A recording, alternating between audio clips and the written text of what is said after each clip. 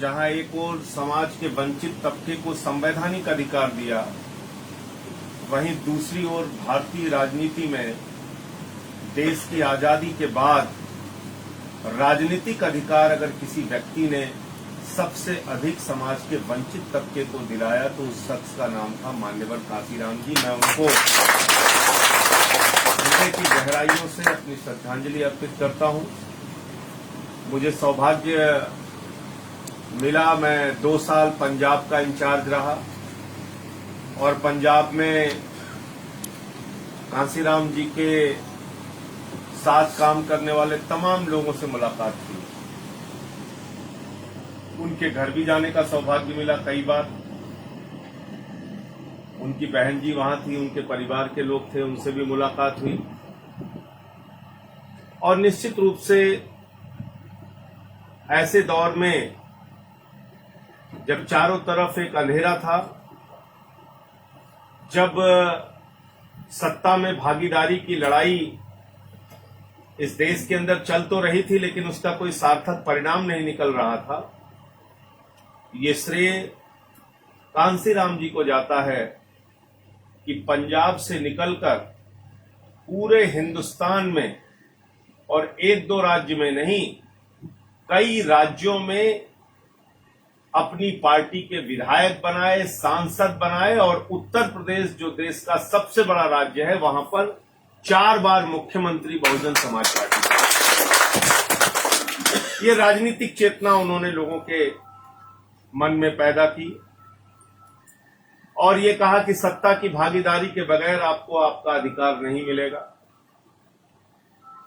आज जिसका जिक्र केपी चौधरी साहब कर रहे थे, इस बात का घोर अभाव दिखता है पार्लियामेंट के अंदर और विधानसभाओं में कि जब भी कोई मसला SC/ST समाज से जुड़ा हुआ पार्लियामेंट के अंदर आता है तो वहां बोलने वाली आवाजें बहुत कमजोर हो गई। ये कहने में मुझे कोई संकोच नहीं है। मैंने कई बार लोगों से निवेदन किया, बातचीत की है अलग अलग मसलों पे और ये समझाने की कोशिश की है कि आज जो सरकार और सत्ता चल रही है उसका एक ही मकसद है, धीरे धीरे आपके अधिकारों को कम करना और सरकारी नौकरियों में और राजनीति में जो आपकी भागीदारी है उसको धीरे धीरे समाप्ति की ओर ले जाए। और आपको याद होगा, मेरी इस बात को बहुत सारे लोगों ने बुरा भी माना था। मैंने पार्लियामेंट के अंदर इस बात को कहा था कि देश की राजधानी तो दिल्ली है लेकिन भारतीय जनता पार्टी की राजधानी नागपुर है और जो 10% आरक्षण की बात आई वो 10% आरक्षण की बात उस राजधानी से निकलकर आप तक पहुंची है। ये बात मैंने पार्लियामेंट के अंदर कहा था और ये भी कहा था कि 90 वर्षों में आपके यहां एक भी प्रमुख SC/ST समाज का आज तक क्यों नहीं हुआ, इसका जवाब पार्लियामेंट के अंदर। तो मैंने ये बात सिर्फ इसलिए कही थी कि आज जिस मानसिकता, क्योंकि एक विचार होता है, अगर आपके हितों की रक्षा करने वाले विचार के लोग सत्ता में होंगे तो वो आपके लिए काम करेंगे। आपके हितों को कुचलने वाले विचार के लोग सत्ता में होंगे तो वो आपके हितों को धीरे धीरे खत्म करने का काम करेंगे। आपके हितों की रक्षा करने वाले विचार के लोग सत्ता में होंगे और उनके मेंबर ऑफ पार्लियामेंट होंगे तो वो आपके पक्ष में खड़े होकर जोर जोर से मजबूती से बोलेंगे।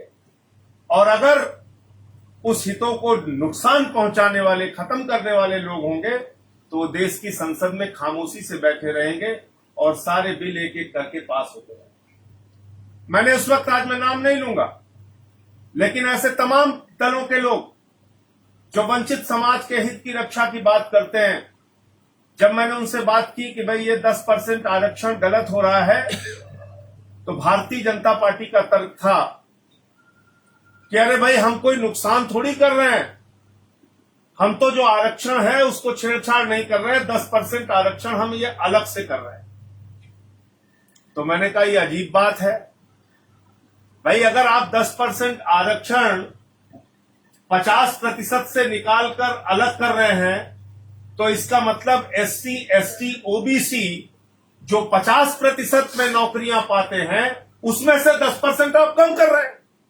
गलत तो नहीं कह रहा हूं? बिल्कुल गलत तो नहीं कह रहा हूं? और इसलिए उस समय मैंने पार्लियामेंट के अंदर चिल्ला चिल्ला के जोर जोर से उस रिजर्वेशन का विरोध किया था, और जिसके कारण मुझे अफसोस नहीं है, खुशी है इस बात की कि जब मैं छिंदवाड़ा में गया तो मेरी गाड़ी पर सवर्ण समाज के लोगों ने हमला किया।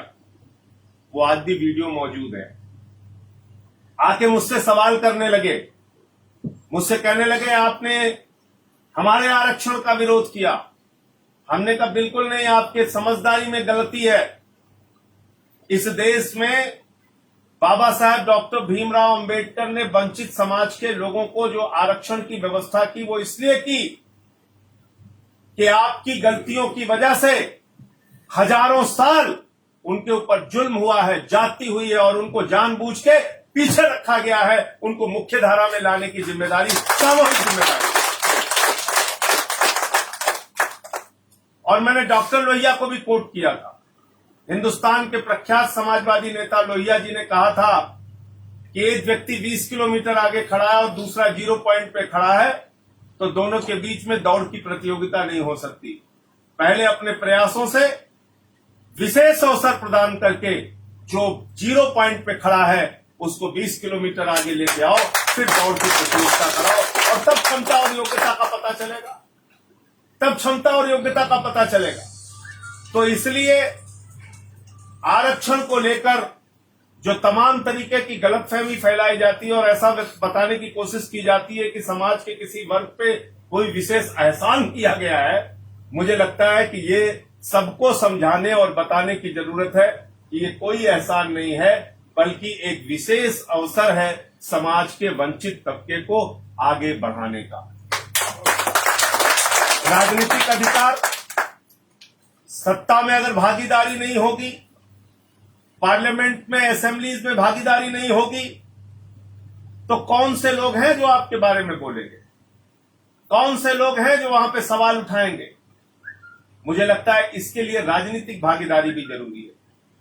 और आज मैं नहीं कहता कि सिर्फ SC, ST के लोग, बल्कि बहुत सारे सवर्ण समाज के लोग भी ऐसे हैं जो इस मानसिकता और विचारधारा के हैं। वो चाहे वामपंथी विचारधारा के हों, चाहे समाजवादी विचारधारा के हों, चाहे बहुजन समाज के लोग हों, उसमें बहुत सारे ऐसे लोग हैं, उन दलों से जुड़े हुए लोग हैं, सवर्ण समाज से आते हैं, लेकिन वो इस बात के लिए लड़ाई लड़ते हैं कि नहीं, जो SC, STs के अधिकार इस देश के संविधान ने उनको दिए हैं, उस पर जरा सी भी तनिक भी आंच नहीं आनी चाहिए। और उनमें से एक हमारा भी दल, हमारी भी पार्टी आम आदमी पार्टी है, और मैं आपको विश्वास दिलाता हूं जब तक पार्लियामेंट में रहूंगा, एक भी मसला अगर आपके खिलाफ आता है, मजबूती के साथ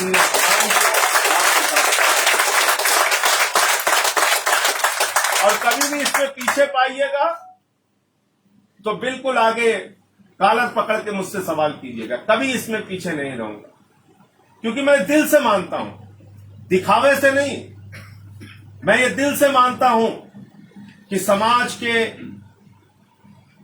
एक बड़े वर्ग के साथ उपेक्षात्मक रवैया, उनके साथ भेदभाव का रवैया वर्षों वर्षों तक अपनाया गया, और आज जब हम तरक्की के बड़े बड़े दावे करते हैं, आज जब हम तकनीक के दुनिया में सबसे आगे होने का दावा करते हैं, आज जब हम अपने आप को सबका साथ सबका विकास का नारा देने की बातें कर रहे हैं, ऐसे समय में भी अगर घटनाएं होती हैं कि घोड़ी पर बैठकर SC, ST समाज का कोई व्यक्ति शादी नहीं कर सकता, SC, ST समाज का कोई व्यक्ति बड़ी मूछें नहीं रख सकता, SC, ST समाज के व्यक्ति से अगर मिड डे मील का खाना बनेगा तो उसको कोई खा नहीं सकता, अगर ये घटनाएं हो रही हैं तो इसका मतलब ये लड़ाई अभी भी जारी है और आगे भी जारी रहेगी और जायज है।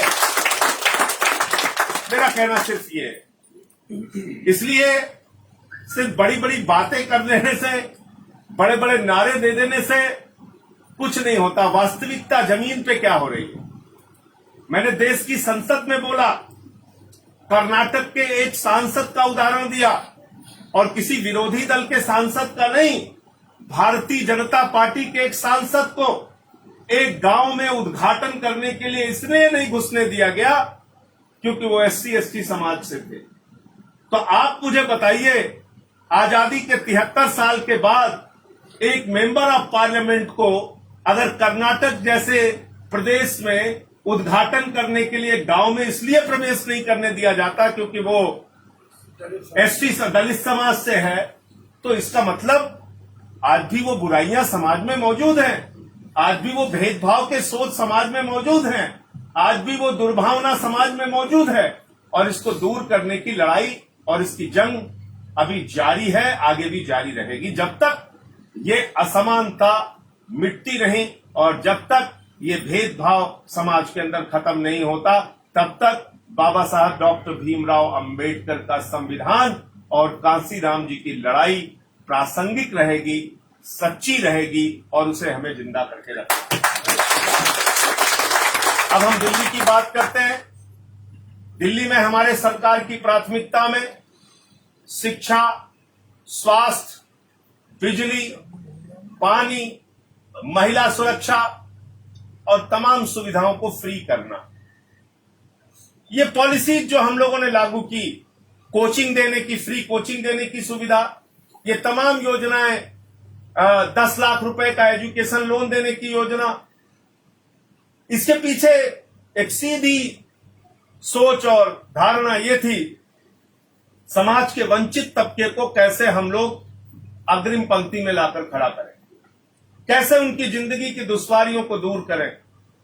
जब हम लोग अपने प्रचार में जाते थे, लोग केजरीवाल जी का हाथ पकड़ लेते थे। हमारे घर का बिल 60,000 रुपए आया है, 1 साल से हम चुका नहीं पा रहे हैं, हमको अपने घर का सामान बेचना पड़ा, बीवी का गहना गिरवी रखना पड़ा। हम दिल्ली के अंदर ऐसी परिस्थिति में कैसे जी पाएंगे।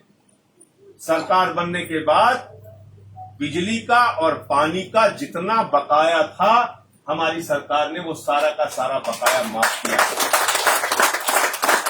और 200 यूनिट बिजली फ्री। हिंदुस्तान की एकमात्र सरकार है जिसने फैसला लिया 200 यूनिट बिजली फ्री, 400 यूनिट बिजली आधे दाम पे, 20,000 लीटर पानी मुफ्त देने का काम। वृद्धा पेंशन 2 गुना, दिव्यांग पेंशन 2 गुना, बुजुर्गों की पेंशन 2 गुना, विधवाओं की पेंशन 2 गुना आज दिल्ली में करने का काम किया। फ्री कोचिंग की सुविधा IAS के लिए, ये तमाम योजनाएं हमने दिल्ली के अंदर लागू की। लेकिन जो बातें आपने रखी हैं, हो सकता है बहुत सारी चीजें ऐसी रहती हैं जो दिमाग से कई बार हम लोगों के सोच में नहीं आ पाती। निश्चित रूप से इसके एक एक बिंदु पर मैं मुख्यमंत्री जी से बात करूंगा और उनसे आपके लिए समय भी मांगूंगा कि जल्दी आपके साथ एक उनकी बैठक हो सके और इस पर विस्तार से चर्चा हो। इसके साथ साथ 2-3 बातें मैं और कह के अपनी बात को खत्म करूंगा। देखिए, एक बड़े चुनौती के दौर से हम लोग गुजर रहे हैं। आज जिस तरह से पब्लिक सेक्टर्स को बेचा जा रहा है, मैंने बार बार संसद में इसकी आवाज उठाई और मैंने आदम गोंडवी जी की एक लाइन भी पढ़ी थी कि जो डलहौजी ना कर सका वो ये हुक्काम कर देंगे और कमीशन दे दो तो हिंदुस्तान को नीलाम कर देंगे। आज एक एक सेक्टर को बेचने का काम, एयरपोर्ट बेचा जा रहा है, पोर्ट बेचा जा रहा है, रेल बेचा जा रहा है, सेल बेचा जा रहा है, खेल बेचा जा रहा है, स्टेडियम बेचा जा रहा है, सड़कें बेची जा रही हैं, बिजली बेची जा रही है, पानी बेचा जा रहा है, बैंक बेचा जा रहा है, LIC बेचा जा रहा है, BPCL बेचा जा रहा है, यानी पूरा हिंदुस्तान बेचा जा रहा है। खेती बेची जा रही है और अब खेती, जिसपे आपने ठीक कहा, अब खेती बेची जा रही है। अब आप मुझे बताइए, ये कौन सी सोच है कि जिस विभाग को KP चौधरी नहीं चला सकते, जिस विभाग को डीसी कपिल नहीं चला सकते, राजेंद्र जी नहीं चला सकते, यहां पर बैठे हमारे साथी नहीं चला सकते, उसको हम अडानी अंबानी बड़े पूंजीपतियों को दे देंगे तो वो बहुत अच्छे से चलाएंगे। ये कौन सा विचार है? ये कौन सी सोच है आपकी?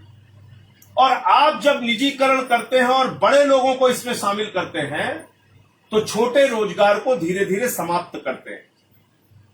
वॉलमार्ट दुनिया की सबसे बड़ी स्टोर बनाने वाली कंपनी है, स्टोर चलाने वाली कंपनी है, सबसे बड़ी कंपनी। उसका सालाना जो टर्नओवर है वो 20 लाख करोड़ रुपए का है, 20 लाख करोड़ रुपए का। और हिंदुस्तान में जो रिटेलर हैं उनका व्यवसाय है 10 लाख करोड़ रुपए का टर्नओवर सालाना। और हिंदुस्तान में जो 10.5 लाख करोड़ रुपए के रिटेलर का टर्नओवर है उसमें 4 करोड़ लोगों को रोजगार मिलता है। और वॉलमार्ट जिसका 20 लाख करोड़ रुपए का टर्नओवर सालाना है और जिसके स्टोर बड़े बड़े पूरी दुनिया में मिल जाएंगे, उसके यहां रोजगार की संख्या है मात्र 15 लाख। इसका मतलब बड़े उद्योग, बड़े घराने, बड़े बड़े पूंजीपति ये छोटे रोजगार को खत्म करेंगे, कुटीर उद्योग को, लघु उद्योग को खत्म करेंगे, सरकारी नौकरियों को खत्म करेंगे। आपने खुद कहा 40 लाख से 8 लाख पहुंच गए, 32 लाख नौकरियां आपकी चली गई। कैसे चली गई? हाथ पे हाथ बांधकर हम लोग इंतजार करते रहे एक एक सेक्टर के बिकने का। और ये कौन सा तर्क है कि सरकार घाटे में है इसलिए घाटा पूरा करने को हम एयरपोर्ट भेज देंगे? ये आपकी निजी संपत्ति है क्या?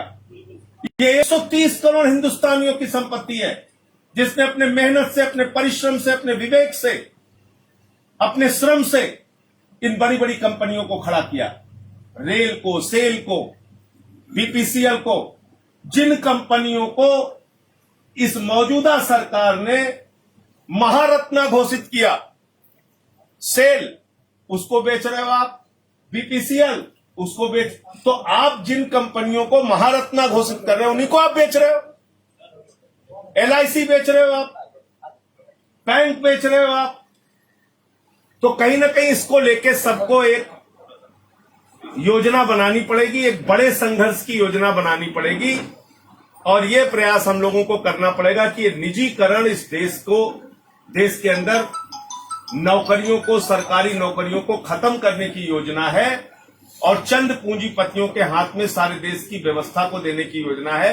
इसलिए इसका एक सामूहिक स्तर पे विरोध होना चाहिए। और ऐसी अगर आप कोई रणनीति बनाते हैं तो उसमें हमारा एक एक कार्यकर्ता आपके साथ होगा और पार्लियामेंट से लेकर सड़क तक हम लड़ाएंगे आपके साथ। बिल्कुल ठीक कहा आपने। 10.5 लाख करोड़ रुपए आज चंद पूंजीपतियों को इस सरकार ने बांट दिया। ये किसका पैसा है? जो 20,000 करोड़ रुपए नीरव मोदी लेके चला गया, जो 9,000 करोड़ रुपए विजय माल्या लेके चला गया, जो 6,000 करोड़ रुपए नितिन संदेशरा लेके चला गया, जो 2,800 करोड़ रुपए ललित मोदी लेके चला गया। किसका पैसा है? ये हमारा आपका पैसा है।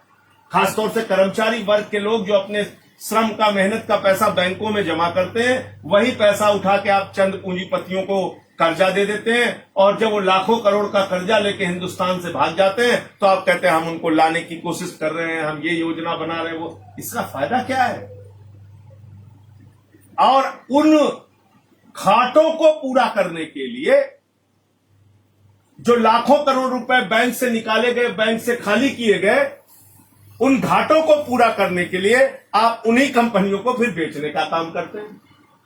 अजीब बात है। एक तरफ आप हमारा पैसा निकाल के पूंजीपतियों को देते हैं, वो पैसा लेकर भाग जाते हैं। जब सरकार घाटे में आती है तो फिर उन्हीं कंपनियों को बेचने का काम करती है। तो इसलिए ये कई तरफ की मार है, कई तरफ की चोट है। आप सोचिए 10.5 लाख करोड़ रुपए का कर्जा चंद पूंजीपतियों को दे दिया गया। अगर ये पैसा हिंदुस्तान के विकास और तरक्की में लगता तो आज रोजगार के लिए रोना नहीं पड़ता किसी को, आज स्कूल के लिए, अस्पताल के लिए रोना नहीं पड़ता, सड़कों के निर्माण के लिए रोना नहीं पड़ता। ये हमारा आपका पैसा, ये किसी नेता की संपत्ति नहीं थी जो बांटा गया। तो इसलिए इसको लेकर भी एक बड़ी लड़ाई और एक बड़ा संघर्ष करने की आवश्यकता है। इसी के कारण आज नौकरियां धीरे धीरे समाप्त हो रही हैं। बिल्कुल सही आपने कहा, जब निजी क्षेत्र में हो जाएगा तो मनमानी उनकी है। और अभी तो डायरेक्ट आईएएस बनाने की भी योजना आ गई, लेटरल एंट्री। पहले क्या होता था कि अलग अलग विभागों में कहीं डीएम है, कहीं एसपी है, कहीं प्रमुख सचिव है, कहीं भारत सरकार में सेक्रेटरी हैं, वो एससी एसटी समाज के लोग हैं। लेकिन इन्होंने इसका एक नया तरीका खोजा, बोले नहीं, ऊपर ये लोग नहीं बैठने चाहिए। तो धीरे धीरे उन्होंने एक लेटरल एंट्री की प्रक्रिया शुरू कर दी। 39 भर्ती हुई है और उन 39 भर्ती में 39 भर्ती का रिकॉर्ड उठाकर देख लीजिए, लेटरल एंट्री में कितने एससी एसटी समाज के लोगों को इन्होंने जगह दी है। एक भी नहीं। देख लीजिए आप, ज्यादातर रिलेटिव है। देख लीजिए आप, अपने अपने रिश्तेदारों को। हमारे यहाँ एक कहावत है कि बाप पूत गौनहर माई धिया बराती, सब अपने अपने को बांट के काम कर लिया। तो इसलिए इसके खिलाफ भी, और मैं लेटरल एंट्री पर जल्दी पार्लियामेंट में सवाल भी लाने जा रहा हूं, और मौका मिलेगा तो मैं जरूर इसको उठाऊंगा। ये सिस्टम बंद होना चाहिए, वरना कल को अगर यही सोच रही तो बोलेंगे कि पार्लियामेंट और असेंबली में भी लेटरल एंट्री करो। पार्लियामेंट के अंदर और असेंबली के अंदर भी लेटरल एंट्री, रिजर्वेशन खत्म करो। तो ये एक शुरुआत है जिसपे अगर अभी रोक नहीं लगाई गई तो फिर आगे चलकर ये एक नासूर बनने वाला है। इसको हमें याद रखना होगा। आज आईएएस की भर्ती में लेटरल एंट्री है, कल पीसीएस की भर्ती में लेटरल एंट्री हो जाएगी, फिर क्लर्क की भर्ती में लेटरल एंट्री हो जाएगी, और फिर धीरे धीरे सारे वर्गों में एबीसी जितने भी कैटेगरी हैं सारी नौकरियों में लेटरल एंट्री इनकी चलेगी। तो इसलिए ये भी एक बहुत ही खतरनाक योजना सरकार लेकर आई है, जिसका विरोध हम लोगों को करना चाहिए। मैं पुनः एक बार स्वर्गीय काशीराम जी के चरणों में अपनी श्रद्धांजलि अर्पित करते हुए अपनी बात को समाप्त करता हूं, और पूरा विश्वास दिलाता हूं कि जब भी एक भाई के रूप में, अपने एक साथी के रूप में आप मुझे याद करेंगे। और मुझे खुशी होती है ऐसे कार्यक्रमों में जब मुझे बुलाया जाता है और मुझे आप लोगों के द्वारा सम्मान दिया जाता है, तो मुझे भी अंदर से ताकत मिलती है कि गालियां कहीं से मिले वो अच्छी बात है, चलो ठीक है वो गालियां देते हैं, लेकिन जिन समाज के, जिन लोगों की आवाज उठाने की मैं कोशिश करता हूं, कम से कम उनके बीच में हमारी स्वीकार्यता है। इसलिए आपने हमको यहाँ पर बुलाया, इतना सम्मान दिया। मैं हृदय से आप